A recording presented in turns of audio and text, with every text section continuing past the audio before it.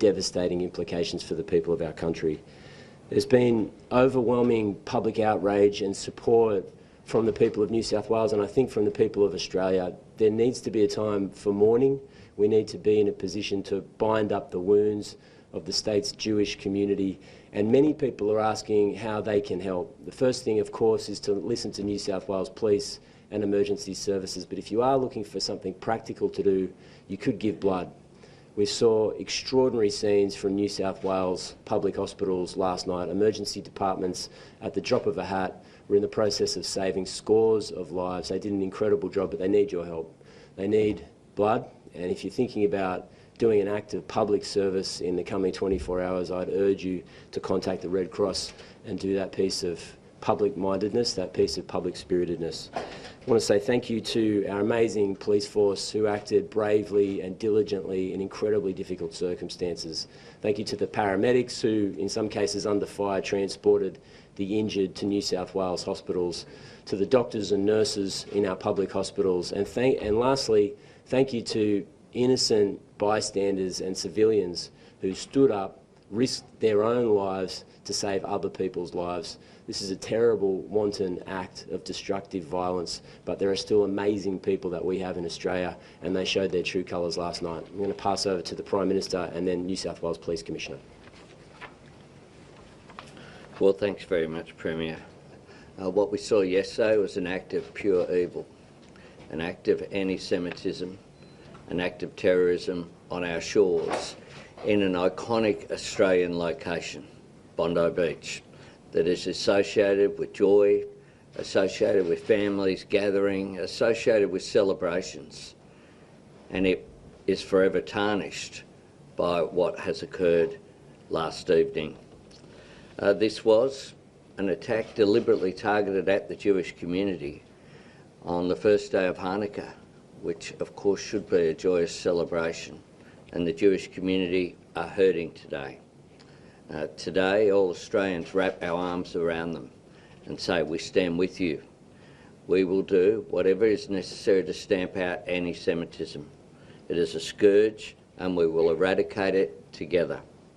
The Australian Federal Police and ASIO are working closely with New South Wales authorities, and the briefing we've just had, we have had the AFP there, and the AFP Commissioner will return to Australia today. We will dedicate every single resource that is required in responding to this. To the brave responders, first responders, including ordinary citizens who acted yesterday, thank you for what you do. People rushing towards danger to show the best of the Australian character. That's who we are, people who stand up for our values.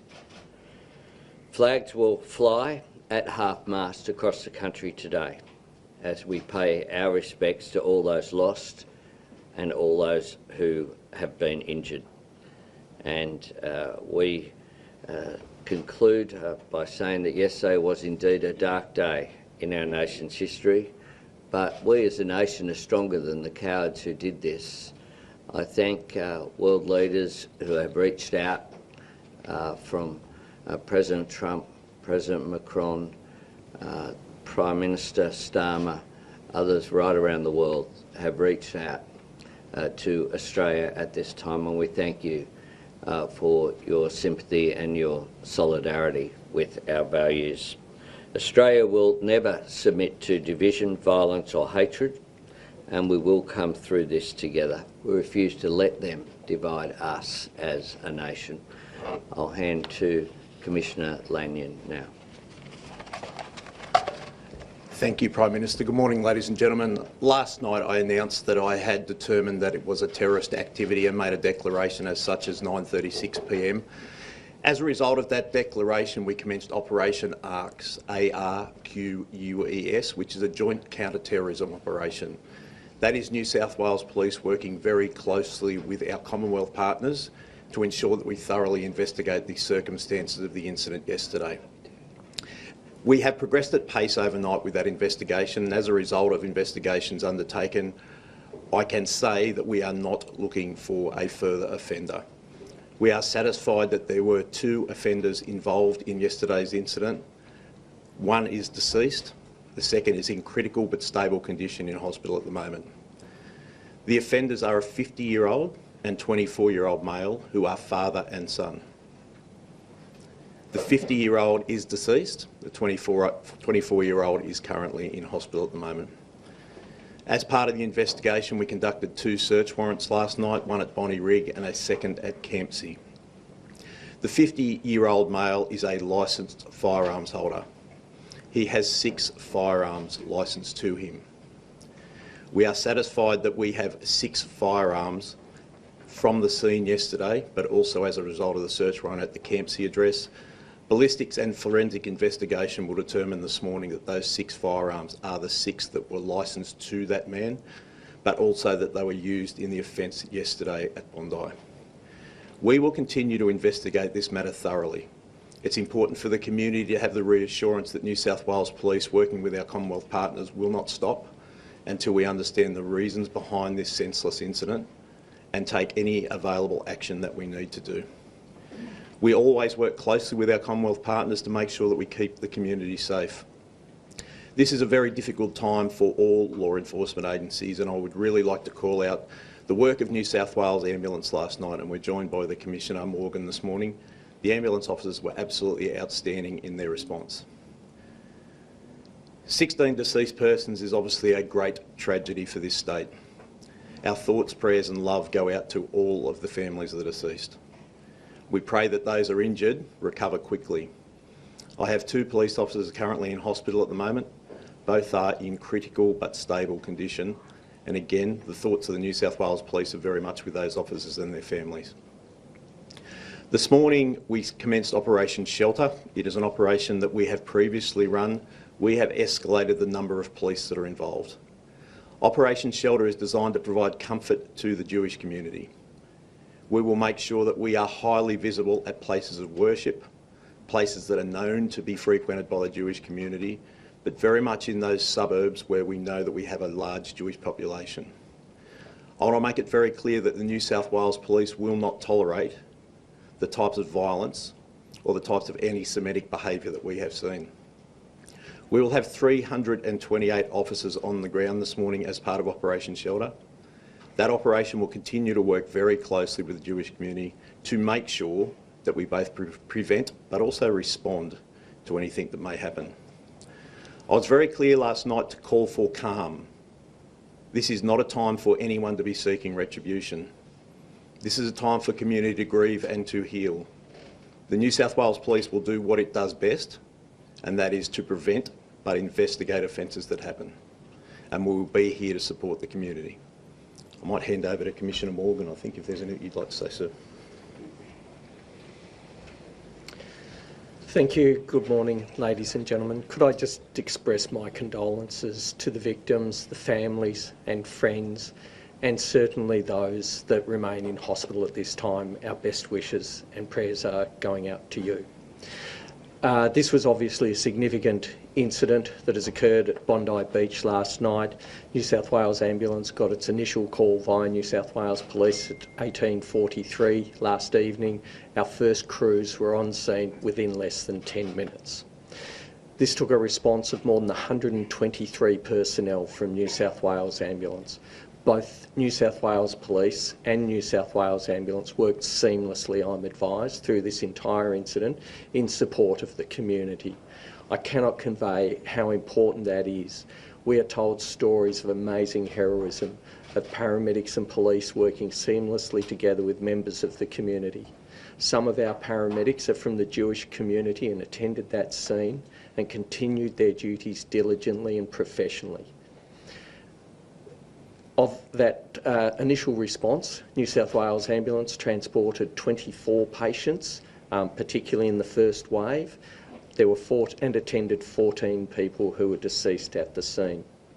Through the course of the evening, another 2 people succumbed to their conditions at New South Wales hospitals, and a total of 42 people attended New South Wales facilities. It is not uncommon in these major incidents for members of the community, sometimes often with very serious injuries, to make their own way to hospitals so that they are not burdening the resources of the services. This is what it means to be Australian. I do want to make the point that there is significant amount of support available from the New South Wales health system. I could commend to the community that there are great resources available on the New South Wales Health website if you need mental health support, and some reference material if you also need that. Just in conclusion, I do want to make the point there were some amazing lessons learned from the Bondi Westfield Shopping Centre. Last night, I am told, the command structures were seamless, the joint agency approach, the ability for paramedics with the support of police to work in these hot zones, I'm absolutely convinced contributed to the saving of lives that otherwise would have been lost. Finally, just one message for the first responders at these scenes. You are an inspiration to us all. The way you put yourself in harm's way, your courage and resilience, we all thank you. Thanks, gentlemen. We're all happy to take questions. Commissioner Lanyon, can you elaborate? You said yesterday that one of the gunmen was known to police. Was that gunman known to police for extremist views, and were any terror symbols displayed at the attack yesterday? I prefer not to comment at the moment. We're still very early in the investigation. We'll be happy to provide further information that it goes along. I want to give our investigators the opportunity to investigate thoroughly without speculation. We did hear last night a lot of information was coming forward. I want to make sure that it's accurate. Commissioner, there are reports a black ISIS-style flag was draped over the gunman's car. Are police aware of this? Has a flag been recovered? That's all part of the investigation. As I just said before, I'd rather not comment on that right at the moment. Obviously, we will look at the motives behind this attack, and I think that's really important as part of the investigation. Our investigation will be thorough, and we will be happy to provide further information. Was there any watch list or intelligence agency? Sorry, can I just have one? Sorry. Was there any indication that the shooters were known to any service ahead of time? There was no indication to indicate that either of the men involved in yesterday's attack was planning the attack that happened yesterday. How was the father able to get a gun licence? Did they leave any manifesto or notes? Again, that is part of the investigation. I don't want to go into that this morning. We've got investigators that have been working around the clock. I'm incredibly proud of the work that has been undertaken so far. We want to get to the bottom of this. We want to understand the motives behind it, and we certainly want to understand the actions that have happened. I cannot give a running commentary on the investigation. I want to give the investigators time to work through this properly. Is there anything you can tell us about ideology? At this stage, no, I won't comment on that. We'll continue to work through that. That is part of the investigation to understand the motives behind it. For how long had the 50-year-old had a gun licence? And you said yesterday that the deceased was known to police here. Was the same individual the one that was known to ASIO? Do you understand anything about that? I think last night, there was wide speculation that the younger of the two men had been deceased. That's not the case. The older man was deceased. I'm told that he's had a gun licence for approximately 10 years. And the younger man, he was the one known to police and to ASIO. Do you have any more information on that? No, I don't. And I think I said last night it was very limited knowledge. Can you elaborate on why he was known to police? No, I can't. Not this morning. That's all part of the investigation. Can you confirm the identities of the gunmen and whether they were staying at an Airbnb in Campsie? I can certainly indicate that they were staying at an address at Campsie. Their residential address is in Bonnie Rig. They were staying at an address in Campsie. Prime Minister Benjamin Netanyahu has laid some blame on your feet. What is your response to Netanyahu's comments yesterday that were pretty inflammatory? This is a moment for national unity. This is a moment for Australians to come together. That's precisely what we will be doing. Is it a failure that these men weren't seriously on the radar of our authorities? Look, our authorities do an extraordinary job, As Commissioner Lanyon has said, investigations have already made some progress. The fact that there were raids on the home in Bonnie Rig and at Campsie last night, we will continue to provide every resource possible to the AFP and as well to our intelligence and security agencies. Police Commissioner, not looking for a third offender, that means not just no third shooter, but no other persons of interest or suspected accessories. How do you know that these two were acting alone? What I'm saying is that we will conduct a thorough investigation. If there is any other person that is associated with the two offenders that we believe that was either involved or responsible for what took place, we will take appropriate action. What I'm saying very clearly is that there were two persons involved yesterday. There were two persons in this atrocity. We are not looking for a third person who was involved in yesterday's incident directly. Commissioner, Was you anyone must see arrested this as a during that? failure that this man was able to get a gun licence and that he was not more on the radar of authorities. I think there's actually legislation that governs how people have a firearms licence. So what I've said so far, and I'm not going to go further into it at this stage, there was very little knowledge of either of these men by the authorities. The person was determined to be entitled to have a firearms licence and had a firearms licence. The person had had a firearms licence for a number of years for which there were no incidents and it was regulated. Do you see that as a failure? No, I think it's probably premature to be talking about this. When I'm speaking about an investigation, we want to get to the circumstances of everything that occurred yesterday and what led up to it. We are determined to make sure that investigation is thorough. Why was there so little knowledge of these individuals, particularly the 24-year-old who you didn't know about? I mean, this was a planned attack. It doesn't appear to have been something that spontaneously happened. I think that's really part of the investigation. We want to understand the motive behind these two people. There are many people in the community for which the police have very little knowledge about, and quite rightly so. We want to understand whether these people were further involved in any offences, but we have no history to say that's the case. Premier, Are their families cooperating? Sorry, can I just... Are their families cooperating? We will be speaking to the families. We have spoken to the families. What was the purpose of the firearms licence? Sorry, what was what was the purpose of the firearms licence? What was his reason for having the firearms? I don't have that information this morning. What I've said is that he did hold a firearms licence and did have 6 registered firearms. Premier, clearly it's early in the investigation, but obviously a terrorist has been able to hold a firearms licence. If changes need to be made to our gun laws in New South Wales, will you make changes? The short answer is yes. We're looking at that right now. Obviously, we're in the early stages of this investigation. New South Wales Police need to provide all the details of this inquiry to the government, but I made it clear last night that we will take every step we possibly can to keep our community safe, and we'll be looking at law reform along that route. And this is an intolerable situation. This is an attempt to break apart our social life, to divide Australian against Australian. There's a massive role for the government, New South Wales Police and regular citizens to play here to ensure that we keep our community safe, and I won't hesitate to move legislation if it's required. Very tough on the need to crack down on anti-Semitism. Premier, do you see this as a failure that this man and his son were not picked up by authorities and able to get a gun licence? Look, I can't say at this point. I mean, I think it's important that we allow police to conduct their investigation. Of course, there will be a comprehensive inquiry. This is a massive terrorist event in Australia's largest city, targeted on Jewish Australians. We need to get to the bottom of exactly how this happened so that we can take steps to ensure that it doesn't happen again. Now, I think in these circumstances it's important that no stone is left unturned, and New South Wales Police are given time to conduct that investigation, but we have to do everything we possibly can to ensure that this doesn't happen again. Part of that may be law reform, almost certainly it will be.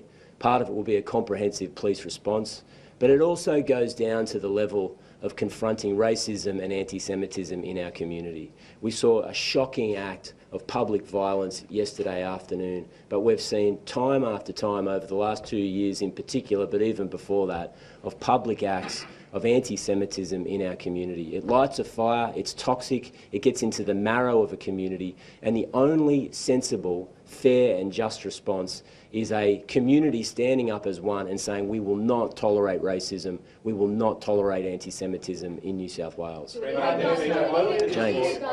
Eyewitness reports last night included that police, up to 4 police were standing around one of the active shooters, not giving fire back, just standing there. An eyewitness said that it was like they froze. James, no, sorry, hang on a sec. I'm just going to stop you there. I'm not going to speculate on that right now. What I will say is that there are 2 New South Wales police officers in critical condition in New South Wales hospitals who stepped into the breach and could have lost their lives last night. I'm not going to go into the circumstances of police officers that returned fire, but I can tell you their bravery, their courage in these circumstances saved countless lives. And I would just urge everybody, don't jump to conclusions at this point. It's important that we have a full and comprehensive investigation, but certainly don't run down the police at this early hour. Sorry, I'm going to end. Provide us with some more detail on what explosive devices were found at the scene and what had to be done to disarm them. Yes, certainly. There were 2 improvised explosive devices found at the scene. They were taken by our rescue and bomb disposal unit. They were found to be active devices, so they were taken back and rendered safe by our police, who do a professional job. And does that mean they could have been triggered by phones, or can you tell us anything about how they would have been triggered? I believe that they were more rudimentary in that. I think it would have been, there would have been a wick or something similar that would have been used to actually do that. I think they were fairly basic in terms of their construction. Intelligence to suggest how they were going to be used? No, I don't. Not at this stage. That's why we're investigating so thoroughly. We want to get to the bottom of this. I've made it really clear that we want to understand every circumstance. I'm very glad that those devices were not activated, but really our thoughts and prayers at the moment are with everyone who has lost someone. Jewish Australians have been warning that something like this could have happened. They have been petrified for more than 12 months now. Has your government failed Jewish Australians when their worst nightmare was realised last night? My government will continue to stand with Jewish Australians and continue to stand to stamp out anti-Semitism in all of its forms. We have taken strong action. We'll continue to work with the community. This morning I've already had a discussion with the anti-Semitism envoy, the first one ever appointed in Australia, Gillian Siegel. Last night I spoke with Peter Wertheim and other leaders of the Jewish community. We'll continue to work with them because this is a time where all Australians need to wrap our arms around Jewish Australians. So we stand with them, we stand against anti-Semitism, we will do whatever is necessary to stamp it out.